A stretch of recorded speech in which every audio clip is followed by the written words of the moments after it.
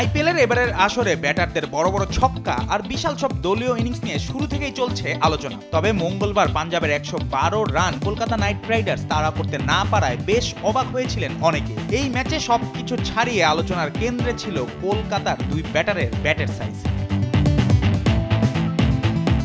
Match চলাকালীন পাঞ্জাবের লক্ষ্য তাড়া করতে নামা কলকাতার বেশ কয়েকজন ব্যাটারের ব্যাটের সাইজ পরীক্ষা করেন রিজার্ভ আম্পায়ার সাইয়েদ খালিদ, যে পরীক্ষায় পাস করতে পারেননি সুনীল নারিন এবং আনরিক নরকিয়াল। পরীক্ষা করে দেখা যায় নারিনের ব্যাটের পুরুত্ব ঠিক ছিল না। এ সময় বেশ কিছুক্ষণ আম্পায়ারের সঙ্গে কথা বলতে দেখা যায় নারিনকে। এ সময় অন্য প্রান্তের ব্যাটার অঙ্কুশ রঘুবংশীর ব্যাটের মাপে অবশ্য কোনো সমস্যা পাননি আম্পায়াররা। পরবর্তীতে শেষ ব্যাটার হিসেবে ক্রিজে আসা আনরিক নরকিয়ার ব্যাটের সাইজও মেপে দেখেন দুই অনফিল্ড আম্পায়ার। তার ব্যাটেও ধরা পড়ে একই সমস্যা।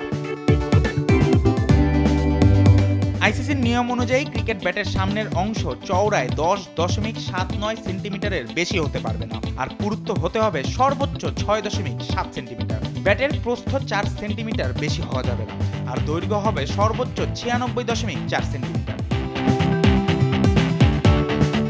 এবারের মৌসুমে খেলা চলাকালীন ব্যাটারদের ব্যাট পরীক্ষা অবশ্য নতুন নয়। রোববার রাজস্থান রয়্যালস ও রয়্যাল চ্যালেঞ্জার্স বেঙ্গালুরু এবং দিল্লি ক্যাপিটালস ও মুম্বাই ইন্ডিয়ান্সের ম্যাচেও ব্যাট পরীক্ষা করেছিলেন অনফিল্ড আম্পায়াররা। এর আগে ব্যাটের সাইজ পরীক্ষা করা হতো ড্রেসিং রুমে।